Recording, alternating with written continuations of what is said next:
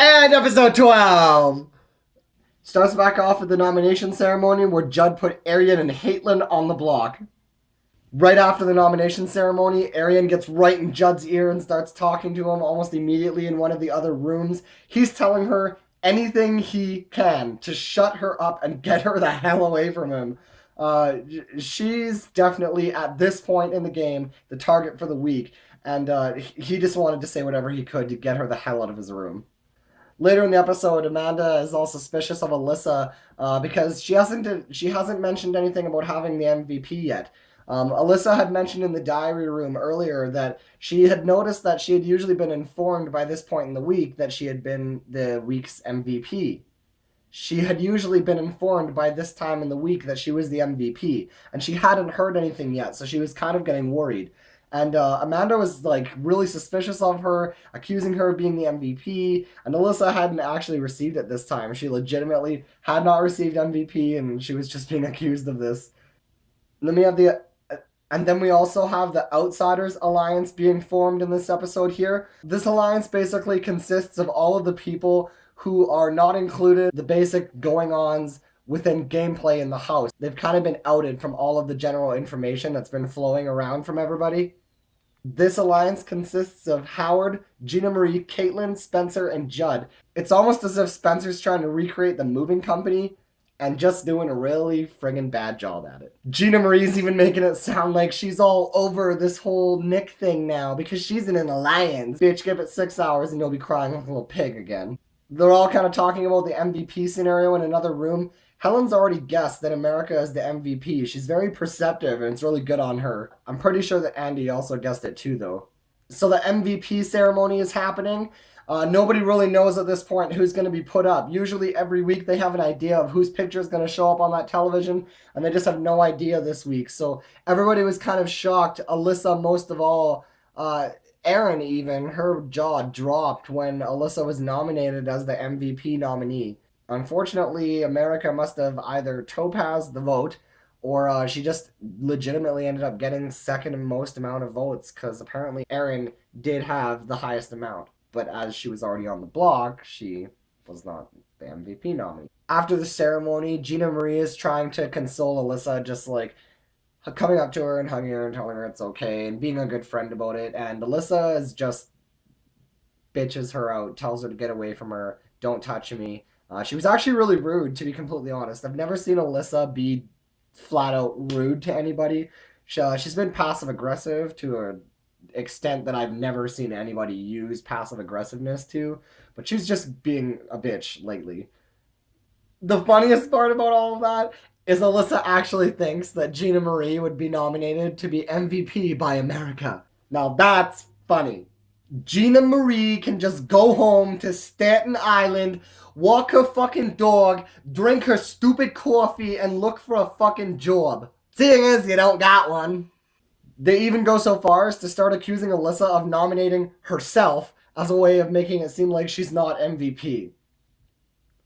Now, that would be a genius game move to be able to pull that off. But do they really think that Alyssa could pull that off? If this game of Big Brother was a shootout, Alyssa showed up this season with a friggin' pea shooter. We finally get around to the veto comp. I 100% agree with Andy. It is awesome to be able to finally see these girls get dirty, muddy, miserable, covered head to toe in mud. The last absolute thing that they want to be. They were miserable, and it was great seeing them miserable. Some punishments were given out as a repercussion for gaining a lot of points. Helen had to go to bed early. She had a curfew of 8 p.m. for 2 nights in a row. This really seems like a pussy punishment, but if Helen was on the block, this really could have been problematic. She wouldn't have had any time to try and campaign, and she would have had to go to bed early and not had any time to talk game. People could have been up talking about her the entire time. I guess seeing as she wasn't on the block, it wasn't a big deal, but that punishment really could have been a lot worse, depending on who got it. Alyssa not allowed to play in the next veto competition, and Judd actually had to take on 24 hours of solitary confinement, locked in this room with an alarm clock that went off every 9 minutes. I would actually run my head into the wall until I passed out and was not able to wake up for the alarm. I would not deal with that. And McCrae, poor guy, doesn't have a lot of money in his real life. He took $5,000 in this challenge. And you know what? I probably would have done the same friggin' thing. $5,000 can buy you a lot of crap. So Alyssa wins the veto. Judd ends up coming in close second. Everyone looks pretty pissed that she's won the veto and she's able to pull herself off the block. But not being able to play in the next veto competition is really a big risk, and hopefully she's going to be able to make it work to her benefit. Amanda decides she wants to dress up as a dominatrix for McCrae's 24th birthday. She's in the bathroom getting ready, and Alyssa walks in, and she just starts shooting all these nasty remarks at her over the fact that she's wearing a one-piece bathing suit. As a gay man looking at her in that bathing suit, I would have torn that shit in half. Amanda, not the bathing suit. So I don't know what Alyssa's issue was. She looked awesome. She did kind of seem a little bit drunk, and it might have been jealousy even. Amanda handles the entire situation excellently.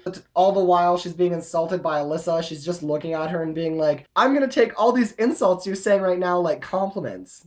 And that's kind of all she says. McCrae is commenting on his birthday experience this year compared to last year. This year he was in the Big Brother house being spanked by some really hot chick in a dominatrix outfit, and last year he was in his house watching the live feeds all day. Pretty good progression of events, if I do say so myself.